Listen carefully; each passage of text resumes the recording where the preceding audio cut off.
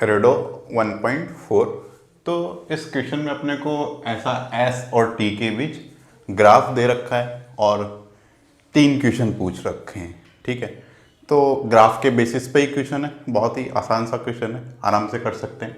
देखना, इसमें ए नंबर का क्वेश्चन अपने से पूछा है, ए नंबर का क्वेश्चन अपने से पूछा है कि जो भी पार्टिकल का ये एस टी कर्व है, जो ये पार्टिकल के लिए एस टी कर्व है, वो जितनी भी देर चला उसके लिए उसकी एवरेज स्पीड क्या होगी।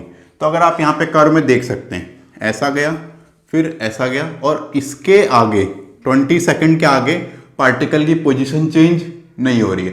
पार्टिकल की पोजीशन चेंज नहीं हो रही है, इसका मतलब क्या है, पार्टिकल रेस्ट पे, मतलब पार्टिकल कहाँ तक चला, 20 सेकंड तक ही चला और कितना चल गया, 200 सेंटीमीटर पार्टिकल चल गया। तो पार्टिकल की एवरेज स्पीड कितनी हो जाएगी, एवरेज स्पीड मुझे पार्टिकल की निकालनी है। तो पार्टिकल चला 200 सेंटीमीटर और कितनी देर के लिए, 20 सेकंड के लिए चला, मतलब कितना आ जाएगा, 20 सेंटीमीटर पर सेकंड। ये क्या आ जाएगी, पार्टिकल की एवरेज स्पीड आ जाएगी। ठीक है, फिर इसमें सेकंड नंबर का क्वेश्चन अपने से पूछ रखा है, बी नंबर का क्वेश्चन पूछ रखा है कि पार्टिकल की मैक्सिमम स्पीड या मैक्सिमम वेलोसिटी क्या होगी। तो देखना, एस टी कर्व का जो स्लोप होगा, एस टी कर्व का जो भी स्लोप होगा वो वेलोसिटी के मैग्नीट्यूड को क्या करेगा, रिप्रेजेंट करेगा। तो आप देखिए, अगर आप यहां से चलें यहां तक, फिर ऐसे चलें, फिर ऐसे चलें, तो अगर आप यहां पे देख सकते हैं स्लोप क्या होता है, जो कर्व में पॉजिटिव एक्स एक्सिस से एंगल होता है उसका tan थीटा क्या होता है, स्लोप होता है। तो अगर आप यहां पे देखेंगे, मैं यहां पे बना के दिखा देता हूं, इस पॉइंट पे देखिए तो कुछ ऐसे, फिर इस पॉइंट पे अगर आप टेंजेंट डालेंगे तो कुछ ऐसे, मतलब यहां से देखना, ये वाला एंगल ले लूं मैं और एक ये वाला एंगल ले लूं, तो ये वाला एंगल ज्यादा है इस वाले एंगल से, मतलब इस कर्व में चलने पे स्लोप बढ़ रहा है। फिर ये तो स्ट्रेट ही है तो यहां पे स्लोप क्या है, कांस्टेंट है, फिर स्लोप घट के 0 हो जा रहा है, मतलब स्लोप बढ़ रहा है, फिर कांस्टेंट है, फिर घट के 0 हो जा रहा है, मतलब यहां पे स्लोप क्या होगा, मैक्सिमम। स्लोप क्या होगा, मैक्सिमम। तो स्लोप अगर मैक्सिमम होगा तो ये क्या बता रहा है कि वेलोसिटी का मैग्नीट्यूड भी क्या होगा, मैक्सिमम होगा, और वही अपने को निकालना है। तो स्लोप अपन, ये जो कर्व है इसका स्लोप मैक्स है तो निकाल सकते हैं, इसको आप थीटा मान लीजिए। ठीक है, ये देखिए ये कितना आ रहा है, 40 नीचे से और वो 140 नीचे से, तो ये कितना आ जाएगा, 100 सेंटीमीटर, और ये कितना आ जाएगा, 4 सेकेंड। ठीक है, तो tan थीटा जो कि क्या है, बी नंबर का क्वेश्चन कर रहा हूं, tan थीटा जो कि क्या है, स्लोप, और जो किसको रिप्रेजेंट करेगा, v को, और स्लोप मैक्स है तो v भी क्या होगा, मैक्स होगा। तो क्या लिखोगे, स्लोप tan थीटा लिख दो यहां पे, इस ट्राइंगल के लिए क्या लिख दो, tan थीटा, जो कि क्या होगा 100 डिवाइडेड बाय 4, मतलब कितना आ जाएगा, 25 सेंटीमीटर पर सेकेंड। सही है, तो पार्टिकल की मैक्सिमम वेलोसिटी कब होगी, जब मैक्सिमम स्लोप होगा, और मैक्सिमम स्लोप कितना हो सकता है, 100/4, मतलब पार्टिकल की मैक्सिमम वेलोसिटी क्या होगी, 25 सेंटीमीटर पर सेकेंड। ठीक है, तो अपन ने बी नंबर का क्वेश्चन भी कर दिया।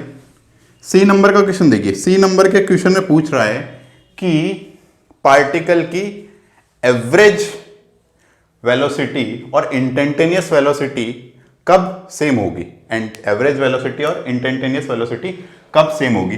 तो इसका मतलब पहले हमें समझना पड़ेगा। देखना, जैसे कि मान लीजिए, मैं यहां पे आपको समझाता हूं कि जैसे ये पार्टिकल, कोई पार्टिकल मान लो यहां से चला और कुछ इस कर्व में चला, ठीक है, कुछ इस कर्व में चल रहा है ऐसे। ठीक है, तो अगर आप इस पॉइंट पे आएंगे, मान लेते इस पॉइंट पे चेक करता हूं, तो देखना इस पॉइंट पे इनिशियल से एक स्ट्रेट लाइन खींचिए, इस पॉइंट पे इनिशियल से एक स्ट्रेट लाइन खींचिए, तो ये स्ट्रेट लाइन इधर की तरफ डायरेक्टेड होगी, मतलब इस पॉइंट पे एवरेज वेलोसिटी किधर होगी, इधर की तरफ।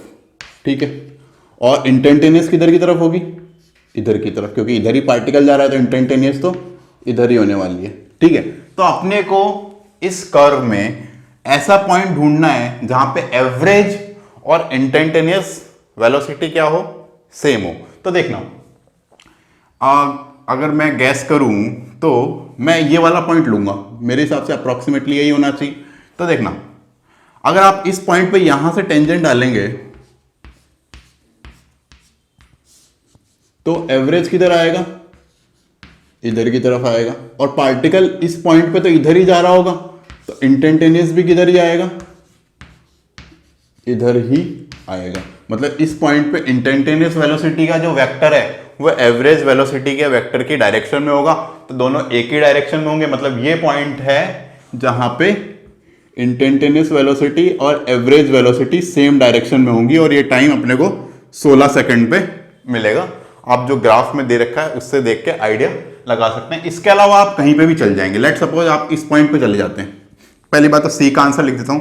सी का आंसर क्या है, 16 सेकंड। मतलब 16 सेकंड में एवरेज स्पीड, एवरेज वेलोसिटी और इंस्टेंटेनियस वेलोसिटी की डायरेक्शन क्या है, सेम है। अब आप किसी जनरल पॉइंट पे चल जाइए, मान लीजिए यहां पे चल जाइए, तो यहां पे तो पार्टिकल इधर ही जा रहा होगा, तो एवरेज किधर होगा, इंस्टेंटेनियस किधर होगा, इधर होगा।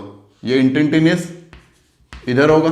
एवरेज देखना है इस पॉइंट पे, तो एवरेज देखने के लिए आपको इनिशियल से एक स्ट्रेट लाइन खींचनी पड़ेगी, तो एवरेज किधर होगा, इधर की तरफ एवरेज होगा। ठीक है, तो एवरेज और इंस्टेंटेनियस मैच नहीं कर रहा। केवल यही पॉइंट ऐसा मिलेगा जहां पे इंस्टेंटेनियस और एवरेज की डायरेक्शन क्या होगी, सेम होगी, जो कि t बराबर 16 सेकंड पे अपने को मिलने वाला है। तो यही सी नंबर का क्वेश्चन था कि कब एवरेज वेलोसिटी और इंस्टेंटेनियस वेलोसिटी सेम डायरेक्शन में होगी, जो t बराबर 16 सेकंड में होगी। और कुछ इस तरह से चीजों को चेक करते हैं।